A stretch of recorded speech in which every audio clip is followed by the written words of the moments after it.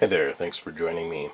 So I apologize that I have not done a painting video yet.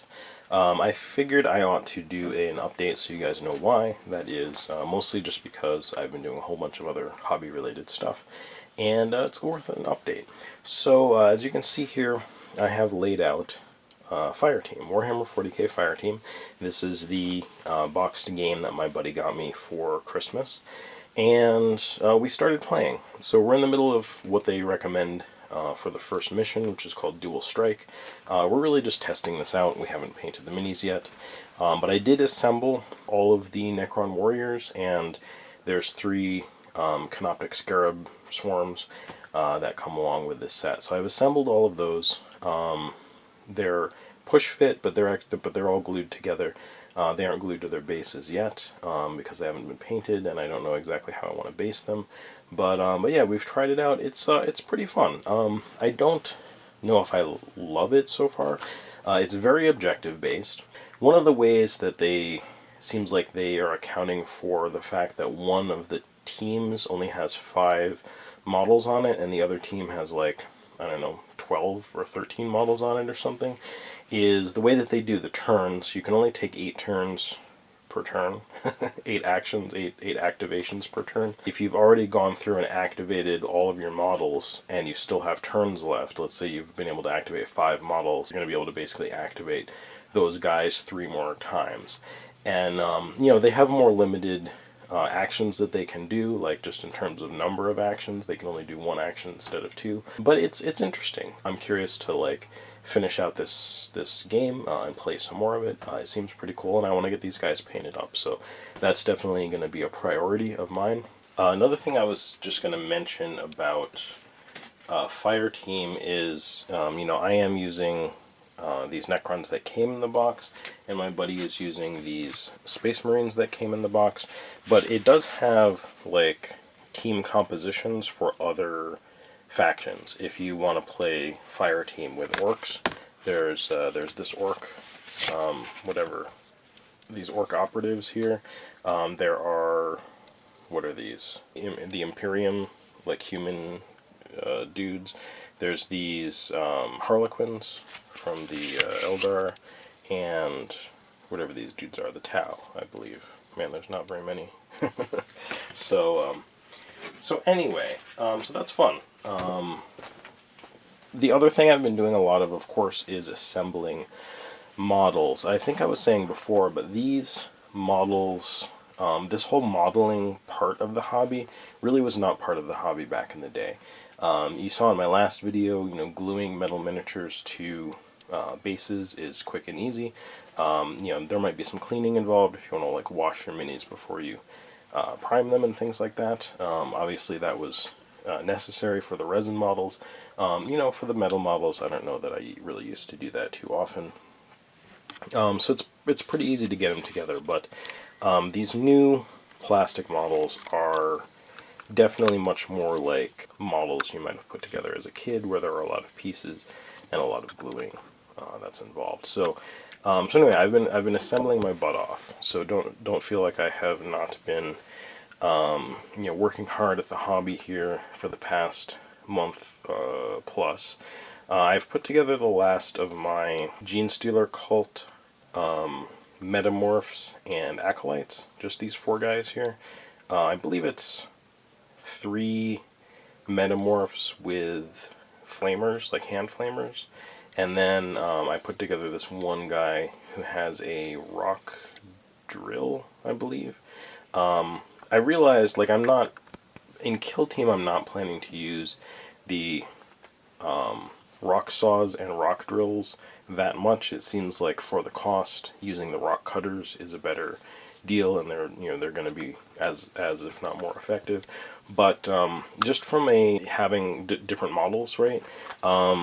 It's kind of nice to have options. I feel like if you're making a whole bunch of models, and you can make them into a whole bunch of configurations. Sometimes you just want to I'll make one of those guys just so I have them for the future if I want them.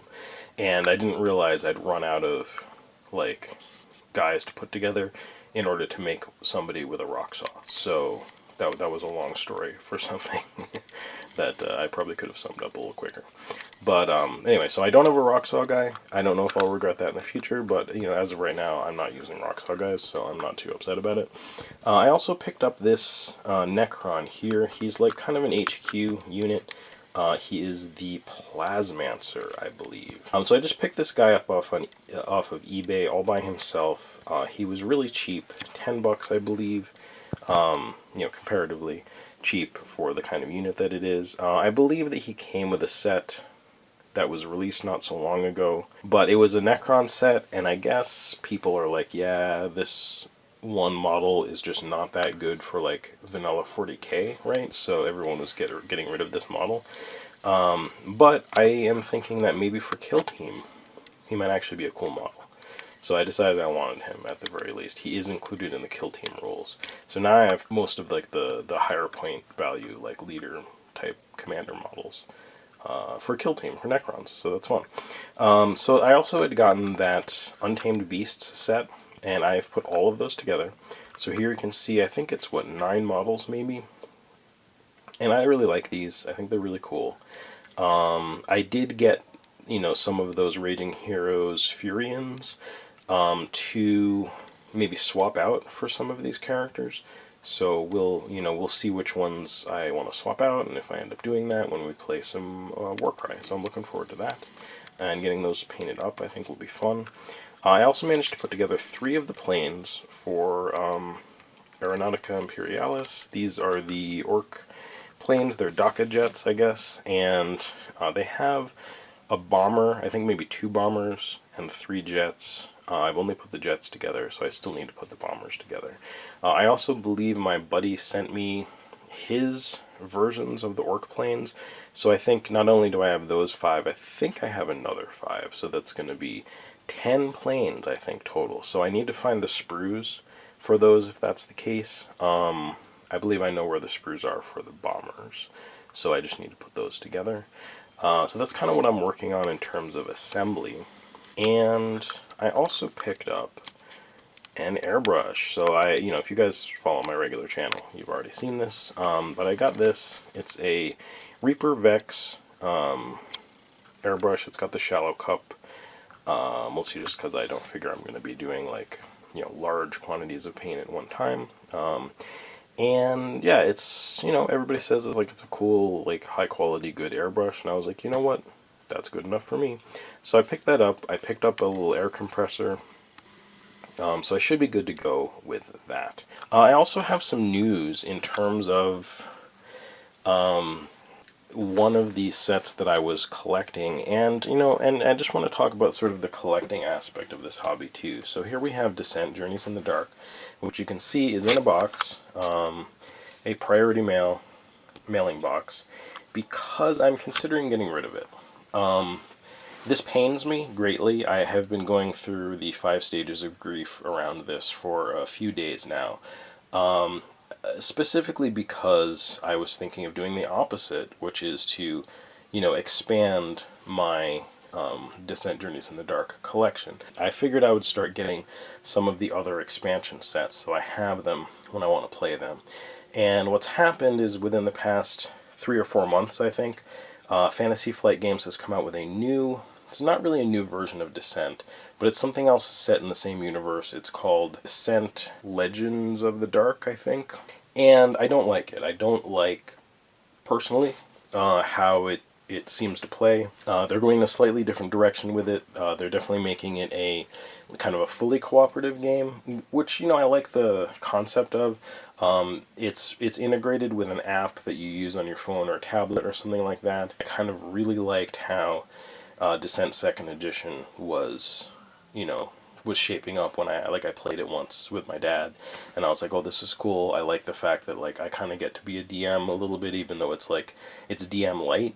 So basically, once they came out with the new game, it seems like they've discontinued their expansions for Descent 2nd Edition, and immediately they've sold out every place, and they're very expensive to purchase.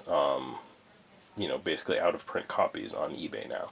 So, this is a thing that I'm very familiar with in the video gaming space, but I have yet to really encounter it in the wargaming space personally, despite having been, you know, kind of a casual fan for a couple decades here, a few decades. But after, you know, just sort of thinking it through and going, you know what, like, I really can't get these expansions for anything like they literally, the expansions were $30 and $40 each, and the cheapest that I've seen, even one of them, is $90 on eBay.